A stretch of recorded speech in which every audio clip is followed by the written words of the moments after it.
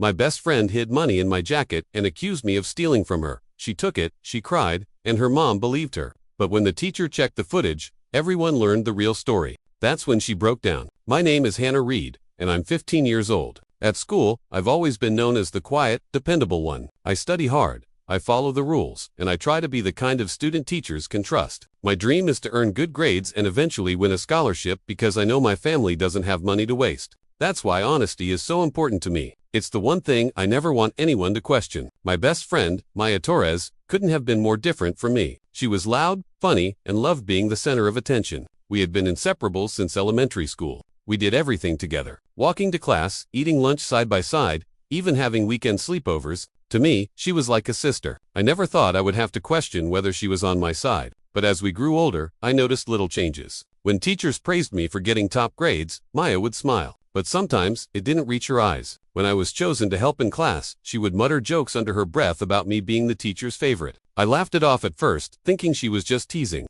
I never believed it was jealousy building inside her. Then came the day her mom gave her money for a school trip. Maya flashed the bills at me in the hallway, saying, "Look what I've got." I thought nothing of it. She stuffed it into her bag, and we went on with our day. I didn't know that money would soon become the weapon she used against me. Looking back now, I see the signs. Her frustration when she misplaced things. Her quick temper when something didn't go her way. Her growing habit of blaming others for her mistakes. But I still trusted her because she was my best friend. I couldn't imagine she would ever try to ruin me. That trust was shattered the day she cried in front of her mom and pointed at me as a thief. It all began one Friday afternoon, right after school. Maya and I walked out together, laughing about something silly a classmate had said. Everything felt normal, just like always. When we reached a parking lot, her mom was waiting for her in the car. Maya suddenly stopped walking and started digging through her backpack. Her expression shifted quickly from calm to panic. "My money, it's gone," she gasped, throwing books and folders onto the hood of the car. I frowned, confused. "What do you mean? Didn't you put it in your bag this morning?"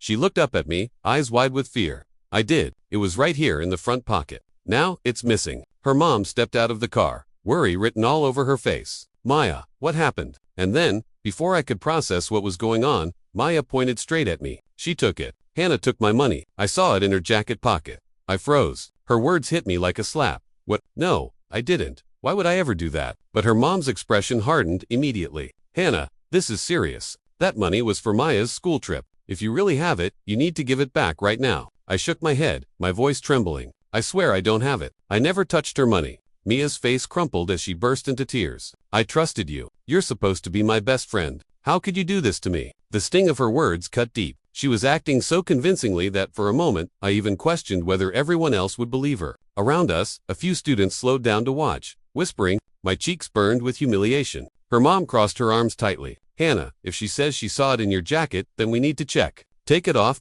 I felt trapped. The jacket I was wearing was my favorite, the one I wore almost every day. I slid it off slowly, my heart racing, praying this would clear my name. But when her mom reached into the pocket, she pulled out a folded wad of bills. The sight of it made my stomach drop. My throat went dry. "That's not mine," I whispered. "I didn't put it there." But Maya cried louder, clutching her mom's arm. "See, I told you. She stole it." Her mom glared at me like I was a stranger. "I can't believe this. Hannah, you've been friends for years, and this is how you treat her. I'm calling the school." "No," I begged, tears welling in my eyes. "Please, you have to believe me. She planted it in my jacket. I never took anything from her." But the more I spoke, the worse it sounded. To anyone listening, I probably seemed desperate to cover up a lie. Students whispered louder, and I could see phones coming out as some recorded the scene. The humiliation made me want to disappear. By Monday morning, the story had spread through the school like wildfire. "Did you hear Hannah stole from her best friend?" People whispered in the hallways. I could feel eyes on me everywhere I went. Even some teachers seemed to look at me differently, though no one said it outright. I wanted to hide, but hiding would make me look guilty, and I wasn't guilty. So, I held my head high, even though inside I was breaking apart. That afternoon, Mr. Clark, our homeroom teacher,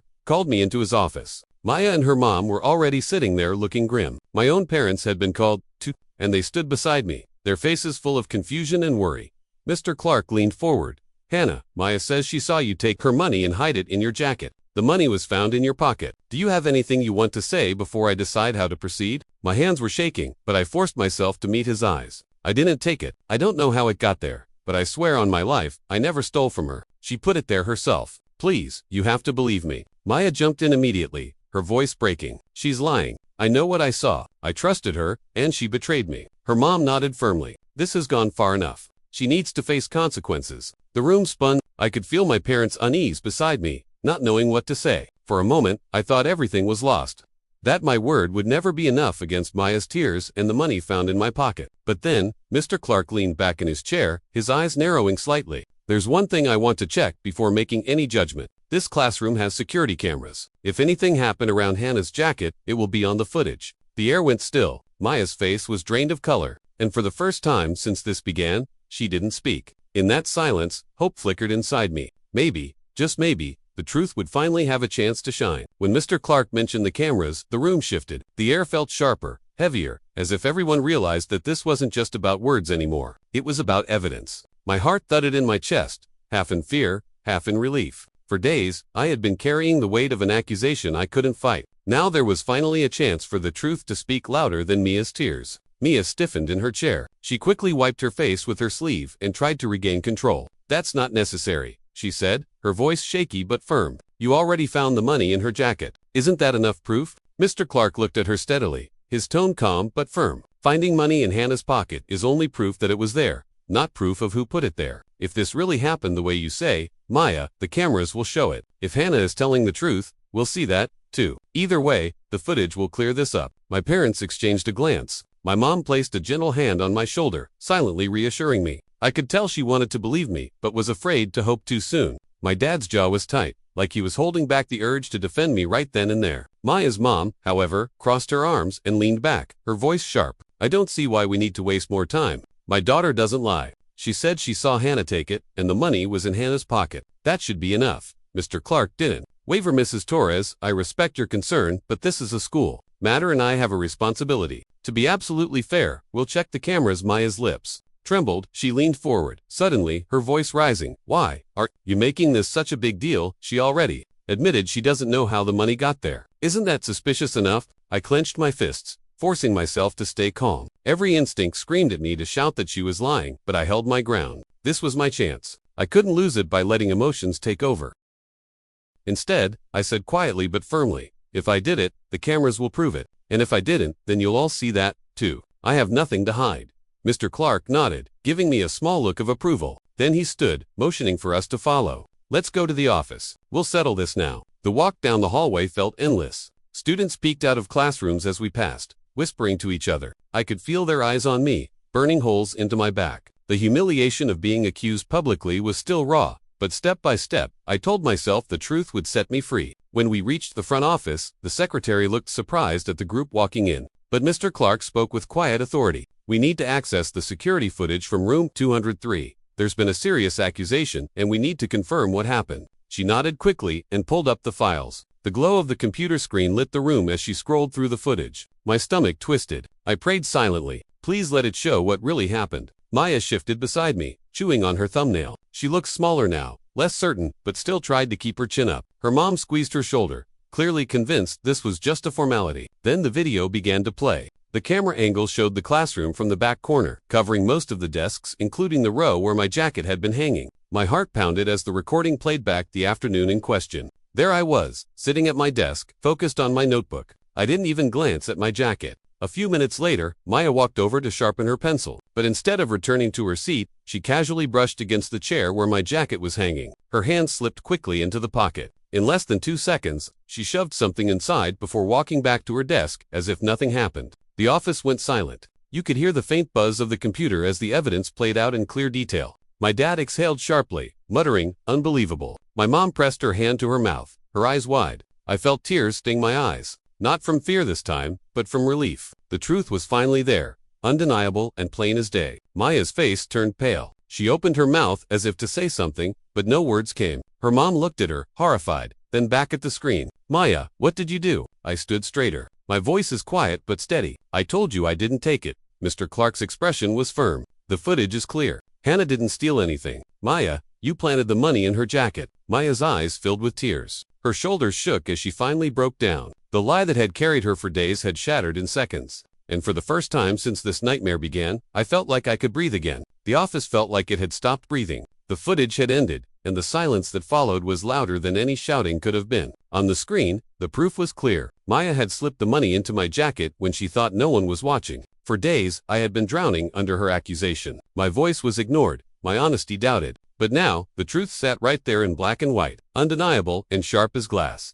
Mr. Clark turned away from the monitor and faced us. His expression was calm, but his eyes were hard. "There is no room for doubt," he said. "Hannah is innocent. Maya, you lied and you tried to frame your best friend." The words hit like a hammer. I felt my chest swell with relief, but at the same time, a painful ache lingered. Being proven right didn't erase the days of humiliation or the sting of betrayal. My mom squeezed my hand tightly, whispering, "I knew it. I knew you wouldn't do that." My dad's face was tense, anger flashing in his eyes as he looked at Maya. Maya's mom turned to her daughter, her voice sharp with disbelief. "Maya, what is this? Why would you do something like that?" Maya's lips trembled. Tears spilled down her cheeks as she tried to find words. "I didn't mean for it to go this far," she stammered. "I lost the money. I was scared Mom would be mad, so I thought if everyone believed Hannah took it, I'd be safe. I didn't think anyone would check the cameras." Her confession hung heavy in the air. I felt my throat tighten. Safe. She had been willing to sacrifice me, her best friend, for her own safety. I finally found my voice. Quiet but steady. "You didn't think about what it would do to me. You let everyone believe I was a thief. You watched me beg and cry, and you still didn't say the truth." Maya sobbed harder, covering her face with her hands. "I'm sorry, Hannah. I swear, I'm sorry. I just panicked. I didn't mean to hurt you this bad." But her apology felt thin, too fragile to cover the damage she had caused. My trust in her had cracked like shattered glass, and no amount of tears could piece it back together. Mr. Clark's tone was stern now, his authority filling the room. "Maya, what you did is very serious. You didn't just lie. You tried to ruin someone's reputation. That's betrayal, and it will not be ignored." Her mom's face was pale with anger and shame. "I defended you, Maya. I believed you when you cried in front of me. Do you know how humiliating this is for me, for our family? You accused Hannah, and I stood there, accusing her, too. And she was innocent the whole time." Maya sobbed uncontrollably, rocking in her chair. "I'm sorry, Mom. I didn't want to disappoint you. I thought if I blamed her, everything would be okay." I felt my own tears fall, but mine were different. They weren't the tears of guilt. They were the tears of someone who had finally been freed after carrying a weight too heavy to bear. Relief mixed with heartbreak. I wanted to believe her apology, but the betrayal was too deep. My dad spoke up, his voice calm, but firm. "Sorry isn't enough. You nearly destroyed Hannah's future over a lie. You need to understand what you've done." Mr. Clark nodded. "This will be reported to the principal. There will be consequences at school. Maya, this kind of dishonesty cannot be overlooked." The finality in his words made everything real. Maya's mask had fallen. Her lies were exposed. Her tears are no longer powerful enough to sway anyone. The truth had won, and the victory was both liberating and bittersweet. I turned to her, my voice breaking but strong. "I would have done anything for you, Maya. I defended you when people talked behind your back. I trusted you like a sister, but you didn't think twice about throwing me under the bus to save yourself. I don't know if I can ever forgive that." Her cries grew louder, but I didn't feel sympathy. Not anymore. She wasn't the victim. She was the one who made me one. The room felt heavy with disappointment. My parents pulled me into a hug, whispering how proud they were of me for staying strong. For the first time in days, I felt safe again.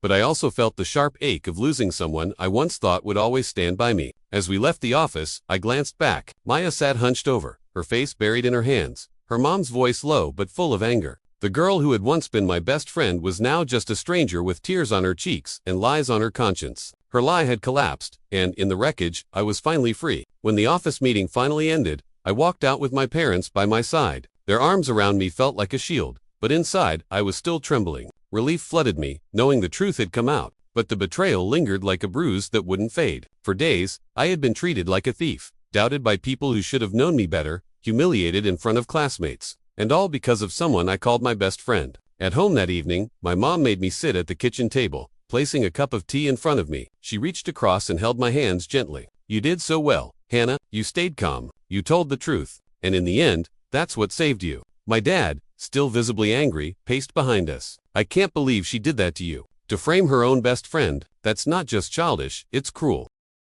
I nodded, tears stinging my eyes. It wasn't just a lie. It was how she looked me in the eye while saying it. She let everyone believe I was a thief and didn't even flinch. I don't know if I'll ever trust her again. That night, I lay awake staring at the ceiling, replaying the moment the footage revealed everything. I thought about the way Maya's face crumbled, the way her tears spilled when she realized there was no escape from the truth. For a second, I had almost felt sorry for her. Almost, but then I remembered how isolated and powerless I had felt when no one believed me. How her lie had nearly ruined not only my reputation, but my sense of who I was. That was not something I could forget. In the days that followed, school was different. At first, whispers followed me in the hallways. People who had seen me accused wanted to know the details. But when the story of the footage spread, the whispers changed. The shame shifted from me to Maya.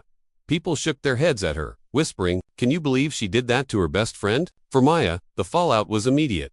Mr. Clark's report went to the principal, and she was given detention for weeks. She had to write an apology letter, not just to me, but also to her teachers and classmates. Her mom grounded her, and I heard she lost privileges at home too. But none of that could undo what she had done. One afternoon she approached me by my locker. Her eyes were red, her face pale. "Hannah," she said softly, "I'm sorry. I know I can't take it back, but I really am sorry." I looked at her, the person who used to be my closest friend. My chest ached. "You weren't just my friend, Maya. You were like a sister, and you chose to betray me. I don't know how to forgive that right now." Her lips quivered, and she nodded, walking away without another word. Watching her go, I felt sadness but also a strange sense of strength. I realized forgiveness isn't something you owe. It's something you give when you're ready, and I wasn't ready. Over time, things slowly returned to normal for me. My teachers treated me the same. My friends believed in me again, and my parents never let me forget how proud they were of the way I handled everything. But I wasn't the same girl I had been before this happened. I had grown tougher, more aware of how easily trust can be broken, even by the people you least expect. The biggest lesson I carried was that truth doesn't need to shout to be heard. Lies might feel powerful in the moment, but they crumble under the weight of evidence. Staying calm, standing firm, and trusting the truth was what saved me. Sometimes I wonder if Maya regrets what she did, or if she only regrets getting caught. Maybe one day I'll be able to forgive her, but I'll never forget the lesson. Not every friend is truly a friend.